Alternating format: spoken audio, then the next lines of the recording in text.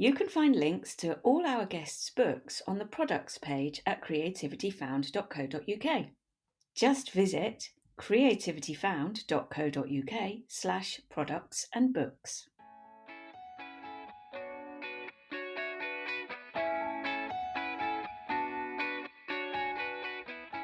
Some people might go panic shopping in the middle of the night for a pair of shoes. I panic shopped a forest and I see bear tracks and I see moose tracks in those woods. And that's like I won. Like I did what I set out to do, that this land is not going to be developed. I wrote about 11 chapters of it when I realized this is a very terrible book. Writing the book and building my farm, they're one story in my mind because they fed each other, I think. So I think like the dirt that I got under my fingernails during the day worked its way into my writing. Hi, I'm Claire, founder of Open Stage Arts drama and singing classes for adults. For this podcast, I chat with people who have found or refound their creativity as adults. We'll explore their childhood experiences of the arts, discuss how they came to the artistic practices they now love, and consider the barriers they may have experienced between the two. We'll also explore what it is that people value and gain from their newfound artistic pursuits, and how their creative lives enrich their practical, necessary, everyday lives. For this episode, I'm speaking with Julie Carrick Dalton, who made a rather impulsive and rash purchase a few years ago, which meant she had to go back to school to learn about agriculture and land management. Interestingly though, that purchase also had a huge impact on Julie's creative endeavours and explorations. Hi Julie. Hi, it's nice to talk with you. Thank you, you too. Roughly 14 years ago, you did something drastic and impulsive, I might say, that benefited your creative endeavours. Tell me about the two paths you've been following. So I've always been a writer and I've always been interested in science. But, years ago, there was a piece of property near our family home that went on the market for timbering and development. It was about 102 acres of beautiful, pristine forest, had a babbling brook through the woods. It was just stunning. And it was on the market to be clear cut and they were going to develop it. And I had this panic moment. Some people might go panic shopping in the middle of the night for a pair of shoes. I panic shopped a forest because I was terrified of losing it. We have bear and deer and moose that come through that land into our yard occasionally, and they were losing their habitat. So I bought the land and with a friend developed it into a working farm. And we saved about 92 acres of the forest, which we opened up for trails for people to enjoy. So I got to learn how to appreciate a piece of land and the soil and the trees, and all that I learned when I was working the land worked its way into my book. Brilliant. We'll talk about those two things together and how they complement each other later. But let's go back to when you were a youngster, when you were at school. Did you write creatively then? Yeah, I've always been interested in storytelling. My mother owned and operated a puppet theater, which was really fun for me because she wrote all of her own scripts and I was her assistant. I used to have to travel around with her on weekends to be backstage helping her with the puppets, and she would try out the stories on me. And I actually got to do some writing when I was 10, produced my own first puppet show. So that was my first piece of written material, was a puppet show I put on when I was 10. So that was a lot of fun. But I really got into science for a long time, and I thought I wanted to go into, some science field. But even then in the background, I was always writing stories and dabbling with things, and ended up going into journalism of all things. So it kind of came full circle. You said you liked science and then went into journalism. Did you start your graduate studies in journalism? I did not have a very straight path. It was very circuitous. So I started as a pre-med major in science and biochemistry. Thought I wanted to be a doctor of some sort. And my roommate was a journalist. And I was so interested in her homework. And it was obsessively looking over her shoulder and giving her ideas for stories to write for the school paper, that I found that a love of journalism that I didn't know I had. So I double majored for a little while with science and journalism. And then I realized I really just wanted to I'm a journalist. And I ended up changing my major to become a journalist. Amazing. I'm going to say, what was your plan for after college? Because your plan at the beginning of college was very different. But once you'd gone through the changes, what was the plan for after the studies? Oh, I had big goals. I was going to go work for, the New York Times or National Geographic or something very exciting. But there's always, again, circuitous routes everywhere you go. So I got married very young and we moved all over the country. We moved to Seattle, to Dallas, Virginia, back to Dallas, then to Massachusetts. And in all these places, I got different jobs that just led me to the next step in my career. I started with community journalism and business journalism, and I accidentally became a business journalist. It was never my plan. I wrote an article when we lived in Texas dealing with some public financing of a sports stadium for the Dallas Cowboys, and it got some attention. And then everywhere I went after that, every interview I had for a job, they were like, "Oh, you write about public finance," and they would reference this article I wrote. And I got pigeonholed into being a business journalist, which was not my intention. I really enjoyed it. I learned a lot. I actually wrote a stock column and a finance column in papers for a while, but it was never my passion and my love. So eventually, I have 4 children.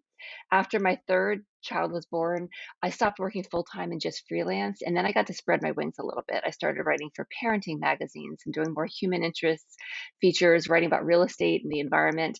And then eventually, that tug of storytelling and fiction started pulling on me. And I ended up going back to graduate school in creative writing. I got a master's in creative writing at Harvard's night school program. And it was fantastic. And that's how I learned how to be a writer. I was a great reader. I could appreciate it, but I didn't know how to write stories in a novel till I went back and started studying it. And it really, again, I changed course. What did you find was different then with writing as a journalist and then what you learnt on this creative writing masters? Well, I had the grammar down packed. I didn't have to worry about that. I had sentence structure and the way to tell, to convey information very concisely. I really understood. But it was the creative parts. Even as a journalist, I was always drawn to the story aspects, the fact parts. I wanted to know the stories about the people and the why and the little details that stood out. And so at some point, I just found myself wanting to tell my own stories, not other people's stories. As much as I truly loved being a journalist, it was a fantastic career for me. And I do still write articles. But the creative part of coming up with a whole new story was really freeing to me because I believe that there's a lot of truth in fiction. And the way you tell a story and the emotional truths in fiction that you can't, this is going to sound strange, but you can't always get across the same truths when you're bound by facts. So in journalism, you have to stick to the facts, but you can't speculate, you can't dig into the emotional things sometimes. Whereas in fiction, you can mine people's emotions. And I think in the end, you can come away with more truth in some cases. I can understand that. Although it sounds counterintuitive, I can understand Yeah, what you mean by it. What were your first creative writings like? How did you find your first foray into writing a novel? well, there was this novel that no one will ever read. I started writing years ago and I didn't know what I was doing. This was before I started studying creative writing. And it was just a terrible, very dramatic story. And I wrote about 11 chapters of it when I realized this is a very terrible book. But there was one chapter in it that I thought, well, this is actually a really lovely story. It has a lot of emotional depth to it. There's, the characters are developing within this small chapter. So I worked that chapter out and I sent it out to a magazine, and it was the first piece of fiction I ever had published, was that one chapter from that horrible novel, and the rest of it will never see the light of day. Oh, well, I'm glad you got something from it at least. Um, Moving on to the next stage, you did touch on it briefly about panic buying. Why did you feel that you should be the person to buy this land, and how were you brave enough to do that? Because it sounds like really quite a large undertaking. Yeah, it's not very logical. I mean, if you look at the facts, it was not a smart thing to do. So my grandparents owned a farm in Western Maryland, and I spent my summers there when I was little. And although the piece of land I purchased was in New Hampshire, it looked and felt a lot like the land where my grandparents' farm was. The types of trees, the mountains that surrounded it, it was rocky, there was a lake, and I have such beautiful memories that I think I was really kind of being tugged on by this land because it reminded me of my childhood. And when I went and walked through this woods when it was on the market, this beautiful August day, and the sun was shining down through these pine trees, and this little creek that runs through the woods, it had a little little wooden bridge over it, and it looked like something out of a storybook. And the idea that these trees might be gone was really painful to me. And there were, a lot of bear and moose and deer and all sorts of other creatures that live in those woods. I couldn't stand the idea. So we took a risk, and I will say my husband was incredibly supportive of this because there was, like I said, no logic to this. I have no background in agriculture, but it was the only business arrangement we could think of that made sense for this piece of land was a farm. So I have a business partner I worked with to develop the land, and we did it together. We decided how to use the land that had already been cleared for pastures and fields and trails, put up a barn and a riding arena, and it was real education for me, but it was the biggest leap of faith I've ever taken to go into an endeavor that I knew nothing about. I ended up going to back and getting a certificate in sustainable agriculture during those years we were building the farm because I wanted to understand my soil and my land and how to keep it organic and never put anything into that soil that I wouldn't want to eat. It was a big learning curve. There was a lot of sleepless nights, a lot of mistakes along the way. But in the end, I feel like I've gotten so much out of it. And every time I walk in those woods and I see bear tracks and I see moose tracks in those woods, and that's like I won. Like I did what I set out to do, that this land is not going to be developed. And that for me was the biggest victory, was knowing that I can always go in those woods and see bear tracks. Yeah. There are still paths, aren't there? Yeah, so the land is 102 acres and it had some existing trails in it. So I partner with the state, and the trails are open to the public, and the state maintains insurance on them so that I can open it up. And the trails are spectacular, and it doesn't seem to me, why would I want to keep that to myself? These trails are beautiful and they need to be seen. They need to be walked on, and this creek needs people to look at it and marvel at the moss on the rocks in the woods, that it looks like you could just slip into a story. That for me feels really good, just knowing that that land is safe. I'm sure at some point people walking or biking those trails will be inspired, perhaps in a similar way to the way you have been. How does your writing, that you've explained you had started and written something that wasn't great, but went on and did some more studying into it, and you now have a published book, how do the two fit together? How do they fit in your everyday life that you can do both? And how did you start writing waiting for the night song and knowing that this was a good book, where before the other one you didn't think was very good? Well, I didn't know if it was a good book. I just knew I wanted to write it. And I think as an author now, I have a second book coming out in a year, and I've started a third book. And what I've decided is I want to write books that I would want to read. So now my intention when I start out writing a project is write something that I would want to read if it were in a bookstore. So I started writing this book because the story popped in my head and I couldn't stop thinking about it. My children and I have four kids. When they're little, I would take them out on the canoe and we would go pick blueberries off of the lake where we live.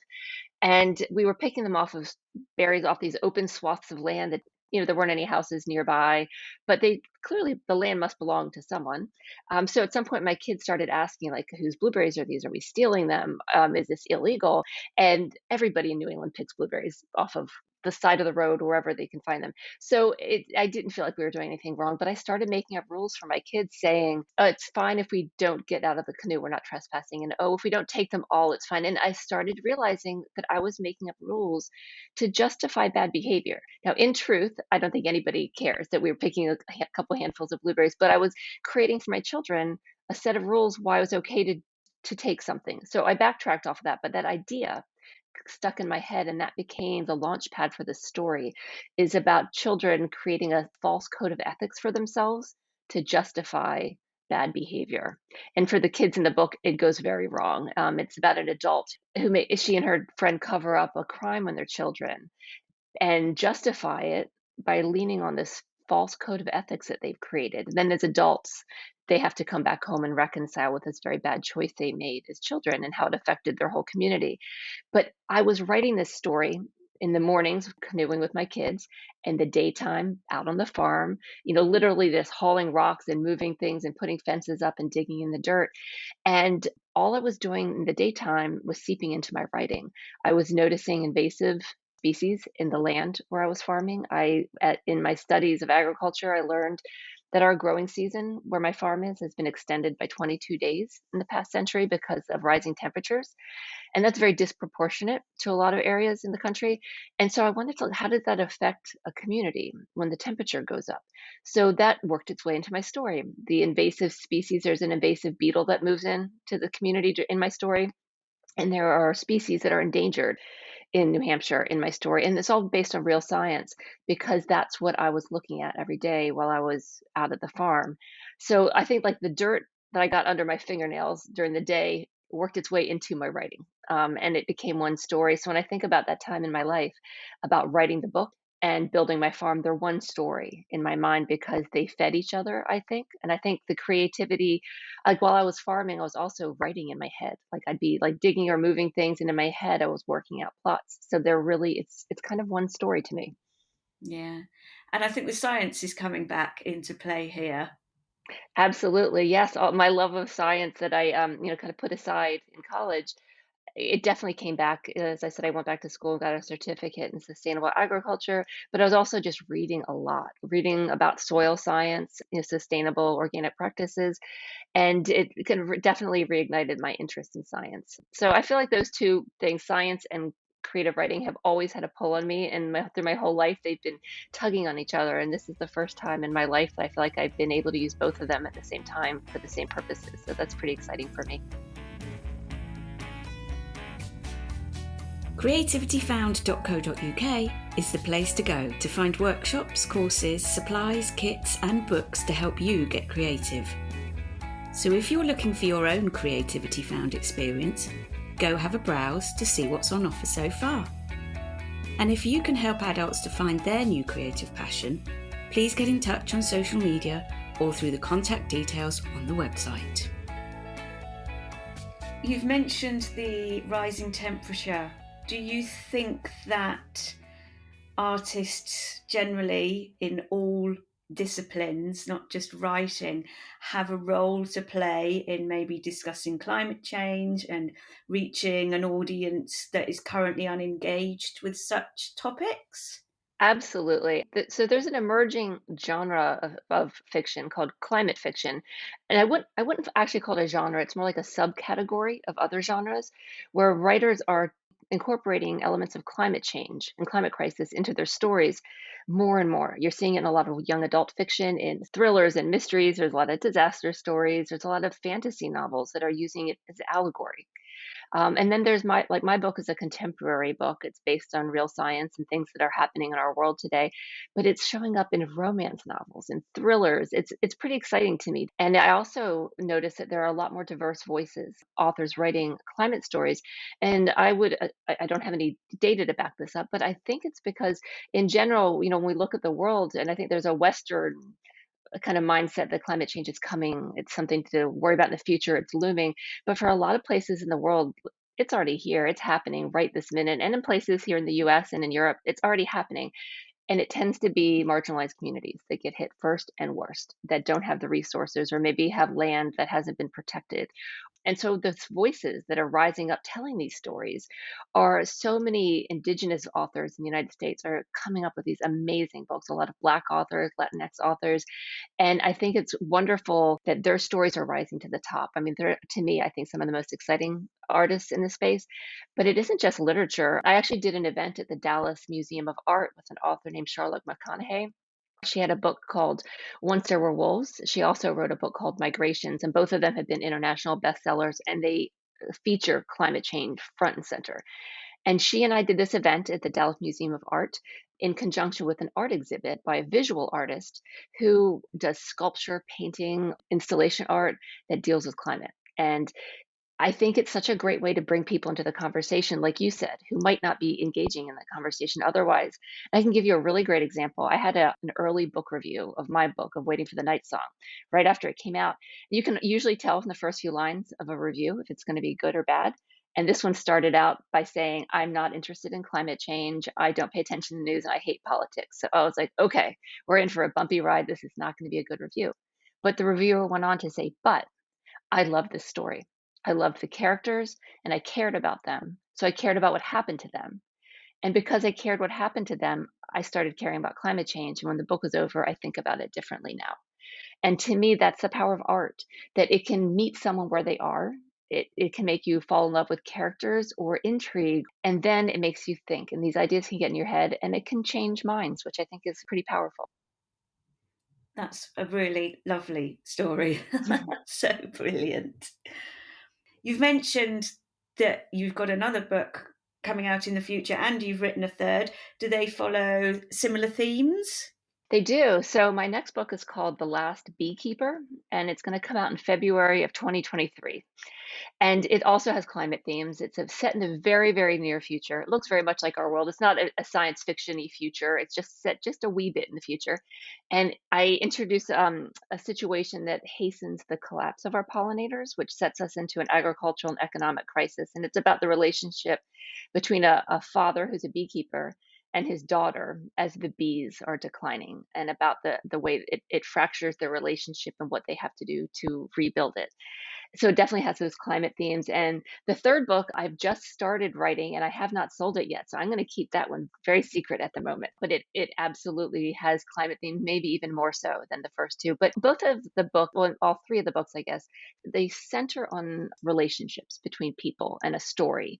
And the climate elements are in the background. I wouldn't say they're stories about climate. They're just steeped in a world that's being affected by climate, but the central part of the story are always about relationships between people. Yeah, no, I completely understand what you mean. We'll talk about agents and publishers later, but how did you feel about sharing your work and other people seeing your writing? Were you quite confident to go out and say, hey, look, read this, what I wrote?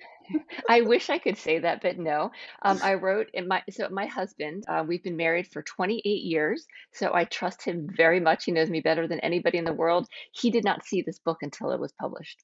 So he knew the basic idea. He knew, I would maybe every now and then tell him, "Oh, I had a great idea," and I might mention like a little tidbit, but he really didn't have see any of it. I had a writing community from the writing classes I'd taken, so I was sharing it in the workshops. But there's something very different about sharing your writing in a writing workshop with other writers than sharing it with like my husband or my children or my mother or my friends. That was scary to me. Finally putting it out there for people to read and judge. It's kind of like standing up naked in front of a crowd and letting them see all of you, to let them see the story that you chose to tell and how you chose to tell it, was very scary for me. And it wasn't that I wasn't confident in the story. It was more, it just felt like I was exposing myself to the world. And it's actually been really exciting, to be honest. It got a really nice reception. And it was, before it came out, it was reviewed really well. And it ended up being on USA Today and CNN, Newsweek, and Parade's most anticipated books of the year for 2021. So it came into the world with some warm, fuzzy feelings, which helped. But yeah, it's really scary. And I feel the same way about the new book. I think only my agent and my editor have read the new book at this point. So yeah, it's really scary to think about it going out into the world, but it's also very exciting. So you exposed yourself to an agent. I did. You were quite lucky. You've told me you were quite lucky to get an agent and quite quickly. Maybe not so much about the publisher. Tell me more about how that all came about and the whole actual process of getting this book actually published. Yeah, so, for people who aren't familiar with it, when you write a book, if you want to go a traditional route, you need to get a literary agent, and that can be the biggest hurdle in getting published, because agents, they only will take you on if they feel confident they can sell your book, because they don't make money if they don't sell it. So that's a really big step. And a lot of writers get stuck at that step. Like some people will get 300 rejections, and maybe never find an agent, or maybe find one on the 301st query letter might get them the agent, and it takes a lot of perseverance. So I was bracing myself for a really long struggle to get an agent, but it didn't happen that way. One of the very first agents I spoke with, Stacey Testa at Writer's House, which is a fabulous literary agency, I met with her at a conference, and she read some of my book, gave me some feedback on it. I wasn't finished with it yet, but she invited me to send it to her when it was finished. So I did. A few months later, I sent it to several other agents too, not just to Stacy. But in the end, she was the one. So it really was one of the first agents I had contact with, and it only took a few months, which is kind of a rare story in publishing. So I had some confidence there, like, yes, this book must be wonderful and everybody's going to want it. But I was very quickly humbled, because when Stacy started sending it out to publishers, it did not sell right away. As easy as it was to get the agent, the publishing part was really difficult. It took almost a year to sell the book. It was really hard on me emotionally, waiting and hearing all these rejections. So, in the meantime, while I was waiting to hear, I took all my anxiety into writing and I wrote the new book. That's where I wrote the first draft of the new book while I was waiting to hear from editors. And so when Stacy called me to tell me we had an offer on Waiting for the Night Song, she then slipped in, "Oh, and by the way, I told them about The Last Beekeeper, and they bought that one too." And I hadn't even written it yet. I mean, I hadn't finished it yet. And so all of a sudden, I had gone from taking a year to sell one book to having 2 books sold in one day. It was humbling. Trying to publish a book is difficult, and it takes a lot of perseverance. Yeah. Do you find editing your work easy, difficult? Do you have lots of red marks coming back from the editor at the publishing house? I love revising my work. I find getting the first draft down to be the most painful part of the process. And there are moments when you just are like really swept away with the scene and then the writing is just flowing and it's lovely. But plot, like the big picture plot from, beginning to end in a book is the most difficult part for me. I feel very comfortable writing a great scene, but piecing it all together into a satisfying plot and story for the reader, it takes more thought and work for me. So as much as I love writing individual scenes, I really struggle sometimes of putting it all together in the right order so that it has a satisfying ending. So that first draft is really brutal for me to get it written, but I love revising. I love it when my agent or editor sends me back really challenging notes saying, I don't know about this idea. Maybe you need to change the ending of the book. Waiting for the Night Song had 8 different endings before I landed on the way it ended now. And I actually really welcome that because I want my readers to have a satisfying experience. And if something about the writing isn't working for my agent, my editor, and if I get, multiple people telling me something isn't working, I want to fix it. And for me, it's almost like solving a puzzle. Like I love digging in there when I find that thing that fixes it and holds it all together. It feels so good. So that's I think my very, very favorite part of the writing process is where I am right now with The Last Beekeeper of polishing it, tidying it, tying all those loose ends and dropping breadcrumbs for the reader through the book, like those big picture things. That to me is the most fun.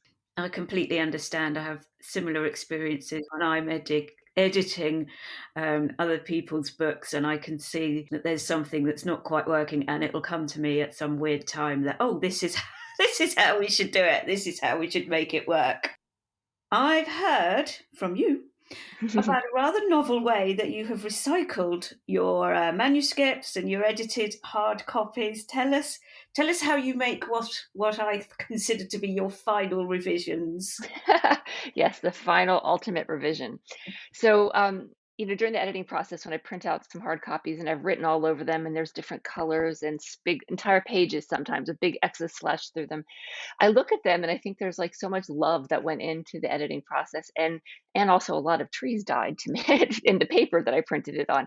And so I have started this practice of taking those pages, the ones that are messed up and written all over, and putting them in a blender with water and turning it into pulp. I throw flowers, sometimes I put herbs in there. It looks like a milkshake. It is not a milkshake, don't eat it. But pour it over a screen and press the water out of it and make stationery.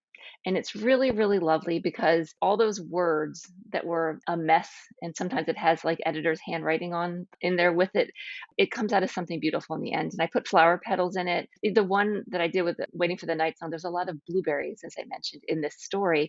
And I actually put blueberries in it. You can see little flecks of the skin of the blueberries, and it tinted the paper. And it's really beautiful. So I print them up, I make envelopes and cards, and I write thank you notes on them to people who had input in the novel, and so, send one to my mother, but they're really beautiful, and every batch is just a little bit different. I really love them, and people love hearing the story about it too, about hey, this used to be the first draft of my book.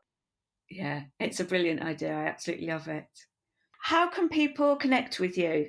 Well, I love hearing from writers and readers and anybody. I'm on Instagram at Julie C. Dalton, and I'm on Twitter at Julie Cardalt, so JuliecArdalt. Or you can find my website at juliecarrick.com. I love hearing from people. I love questions. I love connecting with new writers who are just trying to figure their path out. So please look me up. Brilliant. Thank you ever so much. This was lovely. Thanks for having me on. You're welcome. Creativity Found is an Open Stage Arts production. If you are listening on Apple Podcasts, please subscribe, rate and review. If you would like to contribute to future episodes, visit ko-fi.com/creativityfoundpodcast. If you contact any of the artists featured, sign up to their workshops or buy their products, don't forget to mention Creativity Found Podcast.